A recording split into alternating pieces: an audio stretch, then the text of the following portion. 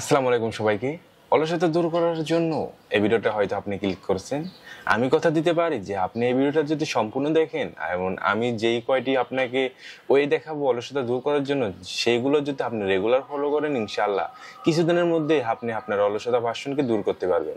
তো প্রথমে আমরা এটা জানবো যে আমাদের অলসতা কেন হয় এবং কি কারণে আমরা সারাদিন অলসতা ফিল করি। তো এইটা বুঝতে হলে প্রথমে আমাদের সকালের দিকে যাওয়া লাগবে। সকালে আপনি ঘুম থেকে উঠেন, তারপর কি করেন আপনি বলেন তো? ম্যাক্সিমাম লোক কি করে? ফোন টিপে। আপনি হয়তো বা খারেতন উঠেনও না ঠিক করে, শুয়ে শুয়ে ফোন টিপেন আর সকালের ব্রেকফাস্টটা মিস করেন। আর এইটাই হচ্ছে মেন কারণ যে আপনি সারাটা দিন এই ব্রেকফাস্ট মিস করার কারণে অলসতায় ভুগেন। অ্যান্ড সেকেন্ডলি আপনি রাতে ভালো করে ঘুমান না, আর ঘুমটা পর্যাপ্ত হয় না, এই জন্য সারাটা দিন আপনার অলসতায় কাটে আর ঘুম ঘুম ভাব। অ্যান্ড আরেকটা হচ্ছে আপনার ইগো আর ইগোটা যদি আপনার সঠিকভাবে অ্যাক্টিভ না করতে পারেন, তাহলে আপনি সারাদিন অলসতা। অ্যান্ড এই ভিডিওটাতে আমি কিছু আপনাদের দিব, যে ওয়েগুলো ফলো করলে আপনারা অলসতাকে দূর করতে পারবেন, নিজের মধ্যে এনার্জেটিক ফিল করতে পারবেন। অলসতা কেন হয় সেটা তো জানলাম, তো এখন জানা যাক অলসতাটা কিভাবে আমরা দূর করতে পারি। অলসতা দূর করার জন্য যে কার্যকরী পদ্ধতি সেটা আমি এখন বলবো। তো প্রথমে হচ্ছে অ্যাভয়েড দ্য বেড, মানে তোমার বেডটা তুমি গুছাবে অ্যান্ড সারাদিন বেডে থাকবে না, বেডটাকে অ্যাভয়েড করবে। কারণ আমরা যখন ম্যাক্সিমাম লোক আমরা সারাদিন বিছানায় শুয়ে বসে ফোন টিপি, যেটার জন্য আমাদের সারাদিন অলসতা লাগে।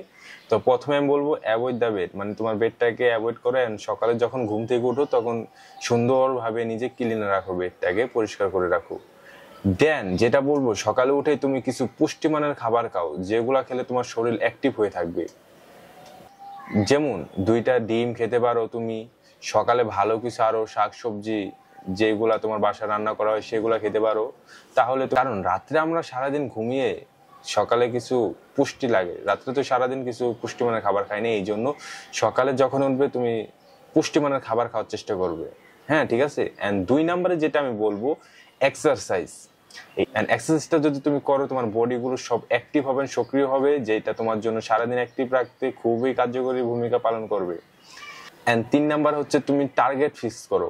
সারাটা দিন তুমি কিভাবে কাটাবা, তোমার যদি কোনো টার্গেট সেট করা না থাকে, তাহলে সারাদিন তোমাকে অলসতাই কাটাতে হবে, শুয়ে বসে রিলস দেখে এইভাবে সময় যাবে। এই জন্য আমি বলি তুমি টার্গেট ফিক্স করো, আজকে তুমি কি করবে সারাটা দিন, যেই কাজগুলা করবে সবগুলো অ্যাক্টিভ রাখার চেষ্টা করবে। হ্যাঁ, আর 4 নাম্বার যেটা, সেটা তোমার যেই কাজের প্রতি ইন্টারেস্টিং সেটা আগে শুরু করো। এন্ড সেটা আগে শুরু করে সেটা পুরো কভার করো, কমপ্লিট করলে তোমার নিজের মধ্যে একটা ভালো পজিটিভ থট চলে আসবে, যেটা সারাদিন এনার্জেটিক রাখতে ভালো একটা ভূমিকা পালন করবে। এন্ড এখন তোমাদের আমি একটা বোনাস টিপস দিব। বোনাস টিপটা হলো ইগো। মেনলি ভাই দেখো, আমাদের সবাই ইগো আছে, মানে যখনই তোমার অলসতা লাগে তুমি উঠে যেই কোনো একটা কাজ তোমার যেটা আজকে করা দরকার সেটা করবে। হ্যাঁ, সেটা 5 মিনিট হোক আর 1 মিনিট হোক, তুমি করবে, মানে তোমার ইগোকে বলবে যে আমি এই কাজটা এখনই করব। যখনই তোমার লাগতেছে অলস, তুমি যদি শুয়ে থাকো তাহলে তখনই ঘুম থেকে উঠে তুমি ওই কাজটা করবে, তাহলে তুমি তোমার অ্যাক্টিভ থাকতে পারবে। অ্যাক্টিভ থাকার আরো একটি কাজ হচ্ছে তুমি বারবার পানি খাও। পানি খেলে আমাদের শরীরটা সক্রিয় হয়, যেটা আমাদের জন্য ভালো। অ্যান্ড এই কয়টা যদি ফলো করো তুমি 1 সপ্তাহ, তাহলে ইনশাল্লাহ তুমি অলসতা ভার্সনকে দূর করে নতুন একটা এনার্জেটিক ভার্সনকে গড়ে উঠতে পারবে। ভিডিওটা যদি ভালো লাগে তাহলে কমেন্ট করে জানাতে পারো।